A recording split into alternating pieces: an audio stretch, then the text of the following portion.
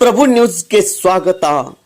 ಅಮ್ಮನಿಗೆ ಸುಕ್ಷೇತ್ರ ಮಲ್ಲಿಕಾರ್ಜುನ ದೇವರ ಜಾತ್ರೆಯ ಪ್ರಯುಕ್ತವಾಗಿ ಶನಿವಾರದಂದು ದನಗಳ ಭವ್ಯ ಪ್ರದರ್ಶನ ನಡೆಯಿತು.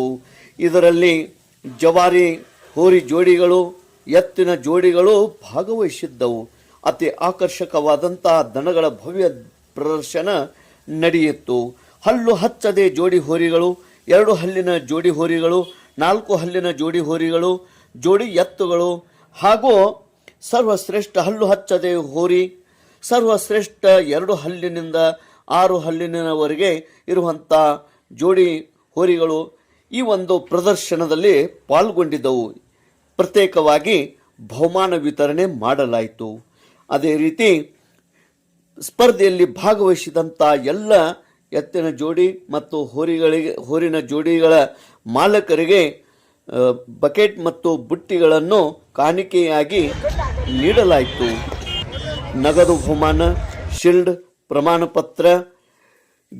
ಪ್ರದರ್ಶನದಲ್ಲಿ ನಂಬರ್ ಪಡೆದಂಥ ಈ ಜೋಡಿಗಳಿಗೆ, 2 ಹಲ್ಲಿನ ಜೋಡಿ ಹೋರಿಗಳಿಗೆ, ಹಲ್ಲು ಹಚ್ಚದೆ ಜೋಡಿ ಹೋರಿಗಳಿಗೆ, 4 ಹಲ್ಲಿನ ಜೋಡಿ ಹೋರಿಗಳಿಗೆ, ಜೋಡು ಎತ್ತುಗಳಿಗೆ ಎಲ್ಲ ಒಂದು ಈ ವಿಜೇತರಿಗೆ ಬಹುಮಾನವನ್ನು ವಿತರಣೆ ಮಾಡಲಾಯಿತು. ಈ ಒಂದು ಬಹುಮಾನ ವಿತರಣಾ ಸಮಾರಂಭಕ್ಕೆ ಮುಖ್ಯ ಅತಿಥಿಗಳಾಗಿ ಕರ್ನಾಟಕ ರಾಜ್ಯ ರೈತ ಸಂಘ ಹಾಗೂ ಹಸಿರು ಸೇನೆಯ ರಾಜ್ಯಾಧ್ಯಕ್ಷರಾದಂತಹ ಶ್ರೀ ಚುನ್ನಪ್ಪ ಪೂಜೇರಿ ಇವರು ಆಗಮಿಸಿದ್ದರು. ಮಲ್ಲಿಕಾರ್ಜುನ್ ದ್ಯಾಮಣ್ಯವರಿಗೆ ಪ್ರೇಮ್ ಚೌ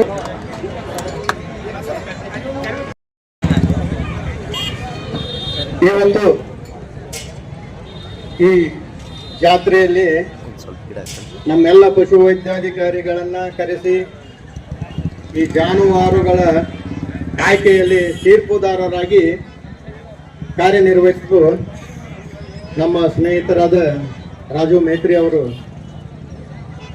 ಸಹ ನಿರ್ದೇಶಕರು, ಪಶು ಆಸ್ಪತ್ರೆ ಹುಕ್ಕೇರಿ ಅವರು ಕೇಳಿಕೊಂಡ್ರು. ಅದು ಕಾಮನ್, ಸಹಜ ಕೂಡ. ಬಹಳ ಪ್ರೀತಿಯಿಂದ ಸಗ್ಗಿರ್ತೀರಿ.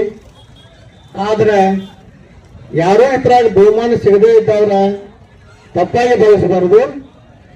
ನಾವು ಎಲ್ಲರೂ ಕೂಡ ಒಬ್ಬರಲ್ಲ 5 ಜನರ ನಿರ್ಣಯ ಕೂಡಿ ಮಾಡಿವಿ. ನಾವೆಲ್ಲ ಇದು ಒಬ್ಬರ ಅಭಿಪ್ರಾಯ ಅಲ್ಲ, 5 ಪಶು ವೈದ್ಯಾಧಿಕಾರಿಗಳು ಕೂಡಿ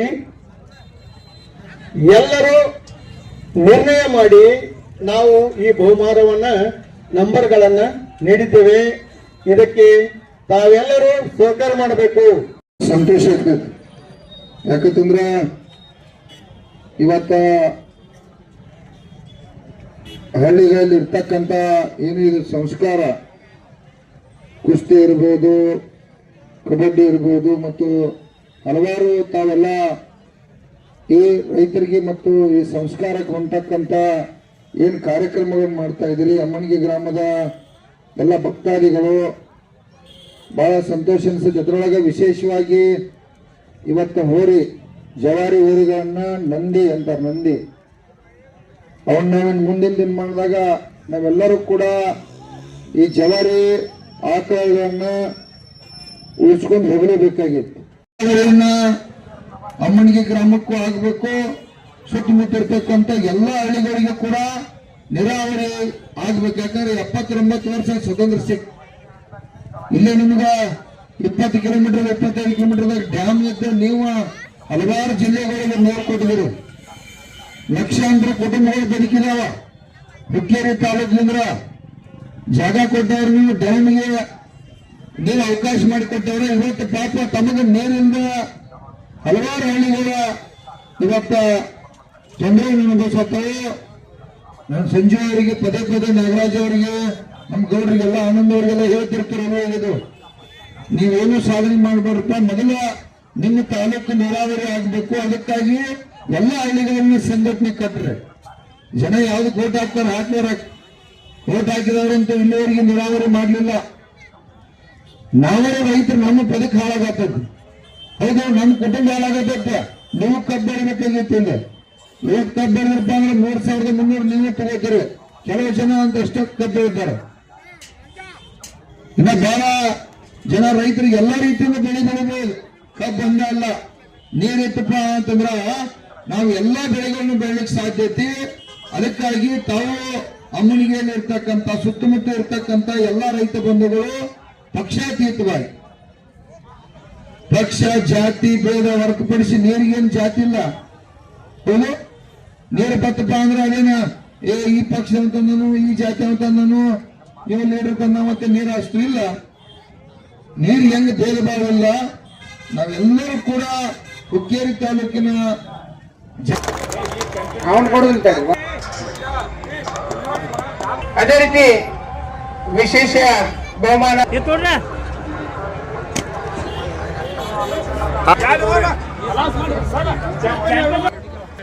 15ರಲ್ಲಿ ಈಗಾಗಲೇ ನಾವು ಈಗ ಸರ್ವಶ್ರೇಷ್ಠ ಈಗ ಹಾಲಲ್ಲಿ ಸರ್ವಶ್ರೇಷ್ಠ ಯಶವಂತ್ ಅವರಿಗೆ ಈಗ ಬಹುಮಾನ ನೀಡಿದ್ದಾರೆ. ಇವತ್ತಿನ ಈ ಒಂದು ದನಗಳ ಭವ್ಯ ಪ್ರದರ್ಶನದ ಸಂತೋಷ ಯಾಕಂದ್ರೆ ಇವತ್ತ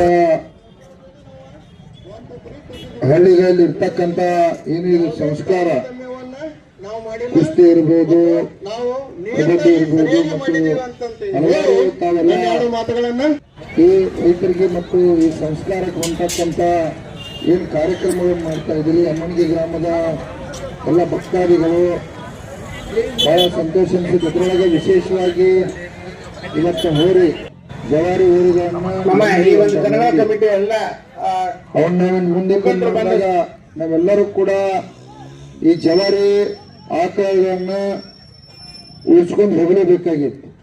ಜವಾರಿ ಆಕಳ ಉಳಿದಪ್ಪ, ಜವಾರಿ ಇವತ್ತ ನಮ್ಮ ಹೋರಿಗಳ ಇವತ್ತು ಎತ್ತುಗಳು ಉಳಿದಪ್ಪ ಅಂತಂದ್ರ ಇವತ್ತು ನಮ್ಮ ಭೂಮಿ ಉಳಿಲಿಕ್ಕೆ ಸಾಧ್ಯ ಐತಿ. ಭೂಮಿ ಉಳಿದ್ರ ಇವತ್ತು ನಾವು ಉಳಿಲಿಕ್ಕೆ ಸಾಧ್ಯ ಐತಿ.